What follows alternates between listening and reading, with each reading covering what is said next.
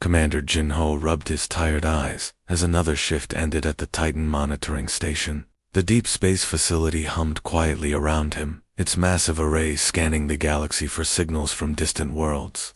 Most days brought routine, chatter between trading ships or diplomatic messages. Today was different. The holographic projector flickered to life, casting blue light across the darkened command center. An alien face appeared, delicate features twisted with fear. The voice trembled as she spoke in broken galactic standard. Please, anyone who can hear this message. We are the research colony, on Kepler 4, 42b. The Korath came 3 days ago. They burned our cities. They took our children. Her voice broke completely. We have maybe 200 survivors hiding in the caves. The ships keep coming back. They hunt us like animals. Lieutenant Somi looked up from her console, her face pale in the hologram's glow. Sir, this is the 5th distress call from the Outer Rim this month. The Korath are moving faster than anyone expected. Jinho played the message again. This time he noticed the sounds in the background, distant explosions, screaming, the high whine of energy weapons. His hands clenched into fists.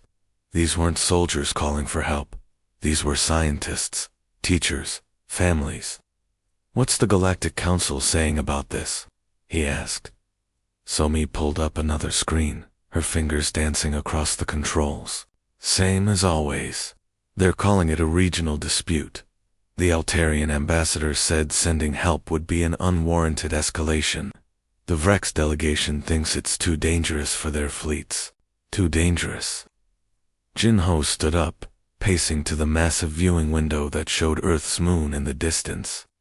There are children dying out there, and they think it's too dangerous. The council says Kepler 442b is too far from major trade routes. They don't want to risk ships for a small research colony. Somi's voice carried disgust. Apparently civilian lives don't matter if they're not profitable. Jinho stared at Earth rising over the lunar horizon. His homeworld looked peaceful. From here, but he knew its history. Humans had fought for thousands of years to protect the innocent. That instinct ran deep in their blood. Get me Admiral Yubo on priority channel, he ordered. Tell him we have civilians under attack by slavers. The response came faster than expected. Admiral Yubo's gruff voice filled the command center within 2 hours. 7th Fleet is already moving. We don't abandon innocent people to monsters. Never have, never will. As Jinho watched the first human warships launch from Earth's orbital shipyards, he smiled grimly. The galaxy was about to learn what happened when you threaten civilians in front of humans. Captain Rina stood on the bridge of the destroyer Vengeance, watching through the massive viewport as dozens of human warships gathered in Earth's orbit. The sight would have been impossible just 24 hours ago. Most species took weeks to assemble even a small patrol fleet. Humans had mobilized an entire battle group in less than a day. Status report, she called to her crew. Weapon systems fully loaded, Captain, reported Tactical Officer Li Jun. His hands moved across the control panels, with practiced ease. Plasma cannons charged, missile tubes ready. We could fight a war right now. Engineering reports all. Systems green, added Chief Engineer Park. Engines are running hot, but within safe parameters. We can push harder if needed. Rina nodded, impressed but not surprised. Human ships were built different from alien vessels. Where other species prioritized comfort and efficiency, humans built their ships tough and fast. Earth's dangerous environment had taught them that sometimes you needed to take risks to survive. The communication system crackled to life. All ships, this is Admiral Yubo. We have 47 hours to reach the Zalani colony. That means maximum burn from the moment we jump. Navigation Officer Kim Ho looked worried. Captain, the Altarian observers are saying those speeds will kill us. Their biology can't handle the acceleration forces we're planning. What about our biology? Rina asked. We'll be fine, ma'am. Uncomfortable, but fine. Our bones are 3 times denser than most alien species. Our hearts can pump blood even under extreme G-forces. Rina walked to the center of the bridge, looking at her crew.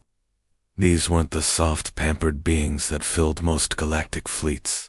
These were humans, descendants of creatures that had survived ice ages, volcanic eruptions, and countless wars. Their ancestors had hunted massive predators with nothing but sharp sticks and determination. "The alien observers think we're crazy," she announced to her crew. Several of them chuckled. "They don't understand why we're risking our lives for strangers on the other side of the galaxy." "Because it's the right thing to do," said Lieutenant Minsu from the communications station. The rest of the crew nodded in agreement. Through the viewport, more human ships continued arriving: cruisers, destroyers, support vessels, and troop transports. Each one packed with humans ready to fight and die for people they'd never met. Na smiled as the jump countdown began. The galaxy was about to discover what happened when you attacked civilians in front of Earth's children. The Vengeance shuddered as it pushed deeper into hyperspace, the entire ship groaning under forces that would crush most alien vessels. Lieutenant Daki gripped his console as the acceleration pressed him deep into his seat. Around him, his squad of Marines checked their equipment one final time. "How are you holding up, Sergeant?" Daki asked the woman sitting across from him. "Sergeant." Kog flexed her fingers, testing her grip. "Better than those Altarian observers we left behind. Did you see their faces when we told them the acceleration rates?" The squad chuckled despite the crushing pressure. The alien observers had literally turned green when Admiral Yubo announced the travel speeds. Most species could barely handle half the G-forces that humans considered routine. "Sir, incoming message from the medical bay," reported Corpsman Yunho over the intercom. "All human crew members are handling the journey fine. Heart rates elevated, but normal. No signs of stress fractures or internal bleeding." Daki wasn't surprised. Humans had evolved on a world that tried to kill them every day. High gravity, extreme weather, dangerous predators. Earth had forged them into something tougher than most aliens could imagine. Where other species needed complex life support systems and gentle acceleration curves, humans just gritted their teeth and endured. The ship's communication system crackled with static. Captain Hosu's voice cut through the interference from the flagship. "All vessels, we're making excellent time. Contact with the Zolani system in 6 hours." Daki pulled up the tactical display on his console. Red dots showed the estimated positions of Korath ships around the alien colony. Intelligence suggested at least 30 enemy vessels, probably more. "Remember, people," Captain Hosu continued, "we're not going there to negotiate. The Korath chose violence when they attacked civilians. We're going to show them what violence looks like when humans do it." The Marines around Daki nodded grimly. Each of them had volunteered for this mission within minutes of hearing about the attacks. That was another thing aliens didn't understand about humans. They actually got angry when innocent people were hurt. "Sir, we're receiving another transmission from the Zolani colony," reported the communications officer. "Signal strength is much weaker than before." Daki listened to the fading alien voices, now barely whispers through the static. Fewer survivors, less hope. The Korath were winning. "Not for much longer," he muttered, checking his weapon one more time. Around him, 47 other humans did the same thing, each of them carrying the fury of an entire world that had never learned to quit fighting. The human fleet burst from hyperspace like angry hornets, their sensors immediately picking up the carnage below. Captain G. Ra stood frozen on the bridge of her cruiser, watching the main screen with growing horror. What had once been a peaceful research colony was now a nightmare of smoke and flames. "My God," whispered Navigation Officer Choi Min, his voice barely audible. "Look at the cities." The beautiful crystal spires that the Zolani were famous for lay shattered across the landscape. Entire districts burned while Korath ships hovered overhead like vultures. But it was the smaller screens that made G-Ra's blood run cold. "Captain, I'm detecting multiple civilian transports," reported Tactical Officer Baywan, his usual steady voice shaking. "They're not heading to safety. They're being forced toward those large Korath vessels." GRA zoomed in on one of the feeds. Hundreds of Zilani families were being marched at gunpoint onto transport ships. Children clung to their parents, while armed Korath soldiers herded them like livestock. The sight made her stomach turn. "How many prisoners are we looking at?" she asked. "Preliminary scans show at least 15,000 civilians already captured," Baywan replied. "They're loading them into what appear to be slave ships. The cargo holds have been modified with containment fields." Lieutenant Song Da at the communications station suddenly looked up. "Captain, I'm picking up transmissions from the Korath fleet. They're discussing market prices for different age groups." The bridge fell silent. Every human present felt the same cold rage building in their chests. These weren't soldiers fighting soldiers. This was systematic cruelty against innocent people. "Sir, the Korath commander is broadcasting on all frequencies," Songday continued. "He's demanding that any approaching ships identify themselves or be destroyed." GRA looked around at her crew. Each face showed the same expression, the deadly calm that humans got when they decided someone needed to die. It was a look that had terrified Earth's predators for millions of years. Admiral Yubo's voice suddenly filled every ship in the fleet. "All vessels, battle stations. Today, we show the galaxy what happens when you hurt innocent people in front of humans." The fleet moved forward as one, 48 warships carrying the concentrated fury of humanity.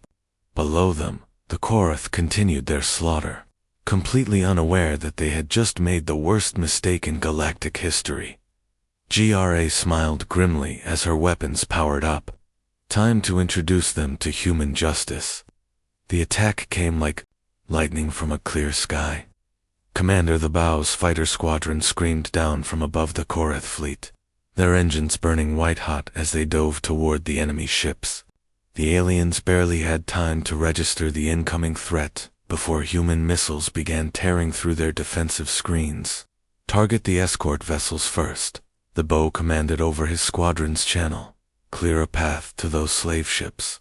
His wingman, Lieutenant Han Sol, pulled alongside in her fighter. "Sir, they're trying to use the civilian transports as shields, moving the prisoners between us and their warships." The Bow's jaw tightened. The Korath thought they were clever, hiding behind innocent people. They didn't understand that humans had been fighting cowards like this for thousands of years. All fighters, evasive pattern delta. We go around, under, and through their formation. No shots toward the civilian ships. What happened next shocked the Korath fleet command. Instead of backing off or seeking easier targets, the human fighters began flying through the gaps between ships at impossible speeds. They twisted and turned through spaces that should have been too narrow, their pilots pushing their reflexes to the absolute limit. "These humans are completely insane," screamed a Korath commander over the communication channels that human intelligence was monitoring. "They're flying through our formation like maniacs. One of them just rammed our destroyer." But it wasn't insanity. Pilot Kongdu had calculated the exact angle needed to disable the enemy ship's weapons while ejecting at the last second.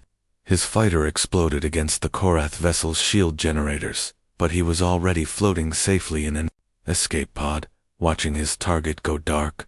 "This is impossible," another Korath voice shouted. "How are they still coming? We've shut down 6 of their fighters."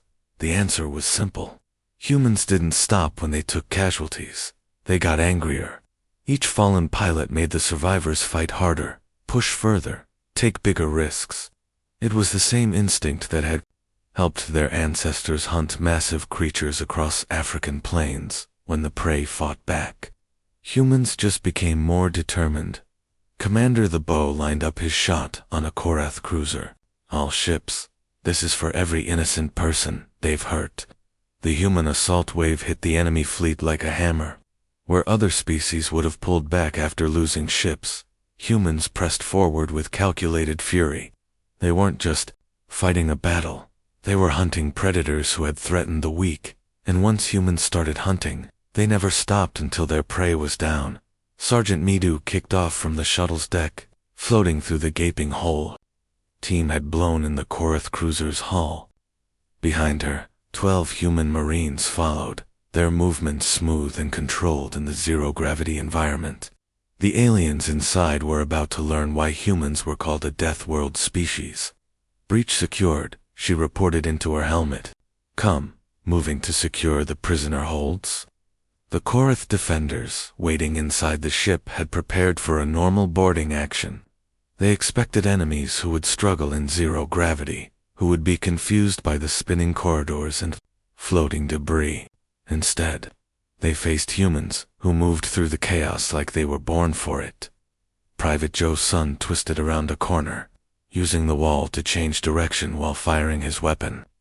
A Korath soldier tried to hide behind a bulkhead, but Joe's son simply pushed off the ceiling and came at him from an impossible angle. "How are they doing that?" gasped a Korath officer into his communicator. "They're flying around like birds." But humans weren't flying. They were adapting. Earth's dangerous environment had taught them to think in 3 dimensions. They'd learned to swim in crushing ocean depths, climb impossible mountain faces, and fight in conditions that would kill most species. The real shock came when the Korath weapons found their targets. Marine Noki took a plasma bolt to the shoulder that should have dropped him. Instead, he spun with the impact, used the momentum to slam into his attacker, and kept fighting with one arm. "Sir, we hit several of them directly," a panicked Korath voice crackled over intercepted communications. "They're still coming. One of them is fighting with a broken leg." Captain Rocky listened to the reports from her command ship, a cold smile on her face. She'd grown up on Earth, where a broken bone meant you crawled to safety and kept moving, where blood loss just meant you fought faster before you passed out. "Captain, the Korath commander is requesting to speak with you," her communications officer reported. The alien face that appeared on screen looked terrified. "What kind of monsters are you?" he demanded. "Your soldiers don't stop fighting, even when they should be dead." Rocky leaned forward. "We're humans. We evolved on a world that spent millions of years trying to kill us. Pain just makes us angry. Injuries make us desperate. And desperate humans are the most dangerous thing in the galaxy." The truth was simple. Earth had forged its children in fire, and now the galaxy was meeting them. The space around the Zalani system suddenly filled with new hyperspace signatures. Commander Boha watched from her rescue ship as dozens more human vessels dropped out of jump space, their hulls bearing the markings of different Earth fleets. The cavalry had arrived. "This is Admiral Park Min from the 3rd Fleet," crackled a voice over the communications channel. "We brought friends." Behind his ships came more. The 5th Fleet from Mars. Independent vessels from the asteroid colonies. Even converted cargo haulers packed with volunteers. Word had spread through human space faster than official channels. When civilians were in danger, humans came running. Boha coordinated the rescue operations with military precision. "Medical ships, focus on the civilian transports we've already freed. Combat vessels, form up with the 7th Fleet. Everyone else, search and rescue patterns around the planet." Down on the surface, Lieutenant Kisu's Special Forces team moved, like shadows through a damaged Korath command center. They'd infiltrated during the chaos of the main battle, slipping past confused alien guards who couldn't track humans moving at full speed through their own ship. "Target acquired," Kisu whispered into her com. "Korath Fleet Commander is in the central bridge, moving to capture." The Korath had expected their superior numbers to break human morale. Most species retreated when they started taking heavy casualties. Instead, they watched in horror as humans became more aggressive with each loss. "Sir, we've destroyed 12 of their ships," reported a Korath tactical officer to his commander. "But they're fighting harder than before. They're not retreating. The Korath commander stared at his screens in disbelief. Human ships with damaged hulls and failing systems continued attacking. Crews with half their members wounded kept fighting, at full efficiency.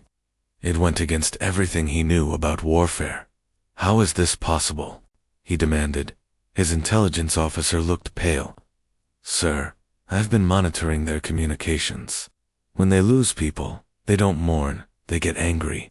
Each casualty makes the survivors more determined. Commander Boha smiled grimly as another group of rescued Zilani families was brought aboard her ship. The aliens looked up at their human rescuers with wonder and gratitude. Children who had given up hope were now safe in the arms of beings who had traveled across the galaxy to save them. The tide had turned completely.